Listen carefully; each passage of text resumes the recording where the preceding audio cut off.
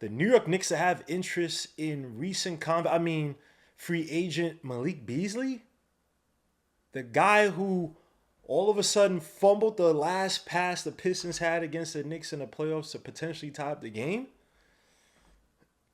Hit that rock.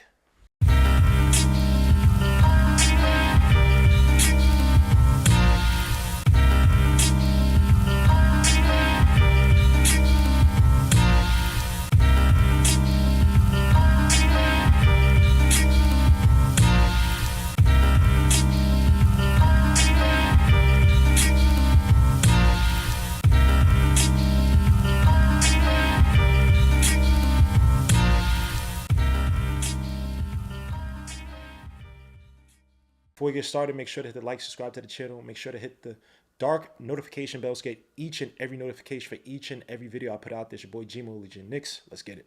And then my family wants me to do right, and still I'm getting locked up. So, according to sources, Ian Bagley, Jake Fisher, Malik Beasley is no longer under criminal investigation from the feds, the federales. And with that news, it's been, I guess, realized that the Knicks have some interest inside Malik Beasley. And according to sources, they've had some interest for years now. Malik Beasley, who was first investigated back in June right before the free agency period hit. This guy has probably lost a lot of value in terms of free agency market, despite his solid performance this past season with the Pistons, and his decent performance in the playoffs for Detroit as well too. This guy probably could have easily signed up to north of, I'd probably say even 15 million. This past season, he was under a 1 year $6 million contract, kind of like trying to get back into reset his value in the league. This guy's played with he's played with Detroit, he's played with the Wolves, he's played with the Denver Nuggets, he played with the Bucks where he was first being investigated for possibly gambling. And this guy Malik Beasley, when you look at his stats, he's put up some solid numbers over the years. For his career, he averaged 11.7 points a game, shooting 39.1% from three, shooting 42.6% from the field. Last year, the Pistons, he was up for Sixth Man of the Year, came in number 2, putting up 16.3 points a game, 43% from the field, 41.6% from 3 over 9 attempts, 2.6 rebounds, 1.7 assists, 0.9 steals. So everybody knows what Malik Beasley is. Is he a head case at times? I think so. Look, I'm not the most impressed by his game. I've seen him, especially with the Wolves. He'll have flashes, but here's what he is. He's a catch and shoot artist.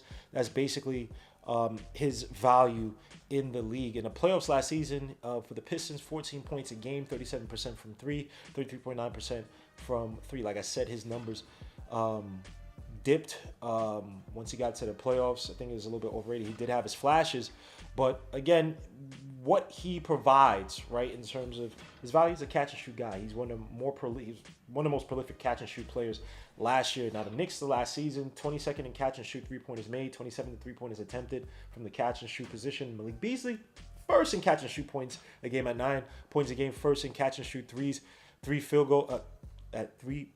in catch and shoot 3-pointer field goals made at 3 a game, third in catch and shoot 3-pointers attempted at 6.9 a game. And he's a cheaper option compared to guys like Malik Monk, who right now I believe is making 18 million with a ascending contract at 3 more years, 1 with an option. And he's on a trading block, but the Knicks are not going to trade for Malik Monk at this point. Malik Beasley could sit up and get a 1-year contract, rebuild his value to get back a longer term deal, hopefully with another squad, full limit to give him some money, some Tim Thomas type ish. But for what his value is, he fits perfectly into Mike Brown's system.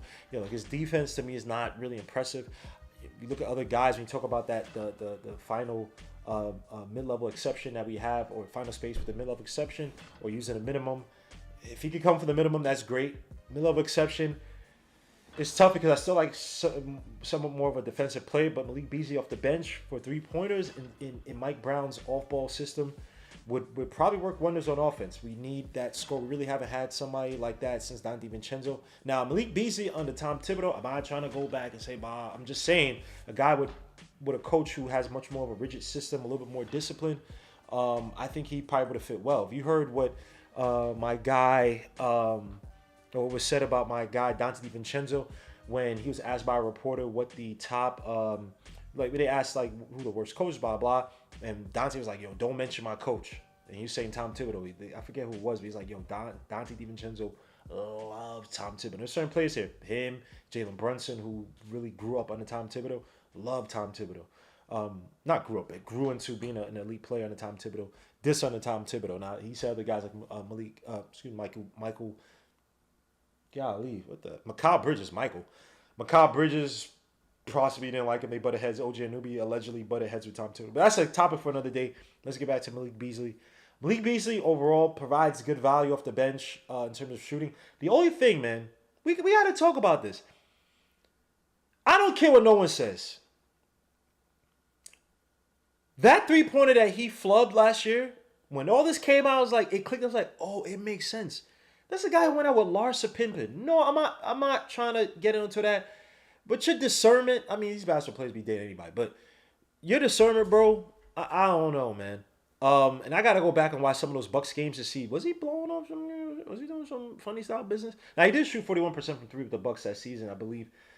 He's being investigated. But Malik Beasley, bro, you get accused of that type of stuff, man. How does that fit in a locker room? Do people look at you funny?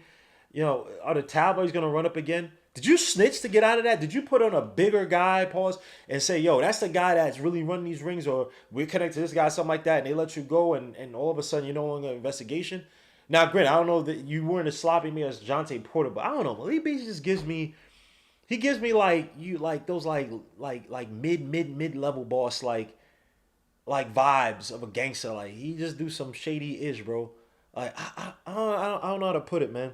Remember that movie back in the day with Lawrence Fishburne where he played, I think it was Bumpy Johnson, and he was supposed to be poisoned by the young dude who came to work for his in the ice cream parlor, and he put rat poison, but he put it in the form of I think it was like almonds or something like that, and Bumpy don't eat almonds, and he come to find out who sent the young employee to come and try to poison him was one of his mans. He gives me vibes of that, bro. Like I don't know, man. I don't trust Malik Beasley like that. If it's not good for the locker room, because look, man, we got a lot of assistant coaches. And this team, man, I have some fears, man. When I hear guys like Jeff Teague talk about Mike Brown and just how their lack of confidence in him overall, you need a strong locker room to hold these guys together. A bunch of players who are talented players, especially the starters. You got guys who almost been to the promised land. And many guys may think they know what they're doing. Mike Brown better have as much chemistry in that locker room. And sometimes you need veterans who are going to come in who have respect. I know it's a long lost thing in the NBA, but you know, guys have talked about it. KG talked about his time going back to Minnesota and how he had to get those guys to clean up amongst themselves, be focused, and talk about the game plan when it was a halftime. Mind you, Cat was on that team, so you know it was probably the head case. But anyway, topic for another day. You need that presence in the locker room. Now, is Malik Beasley shooting? Does that supersede that chemistry that you need in the locker room? I don't know. The fit is there, but that dude Malik Beasley, I know he got up to play against Knicks, but he's also in a contract year. You know how guys be getting in a contract year now. Granted, he'll be, if the Knicks time to 1 year, he'll be in another contract year anyway. So maybe he rise up to the occasion and plays with that intensity that we need. There's also New York is a big lights. You could do all that stuff from Detroit. No offense to Detroit, you know what I'm saying? Like, God bless y'all, man. You know, freaking Blade Ice with rest in peace. But it's Detroit. The pressure on y'all is not like it is in New York, and you can sit up there when you're the challenger, you're barking on at New York, yo, we gonna take down New York. It's cool, and then when you're actually in New York, it's a whole different story. The pressure's on. So I don't know. I'm not the biggest fan of Malik Beasley. I don't think it's a make or break thing. Does he fit? Yeah, a lot of focus is on the offense, but we do need a shooter.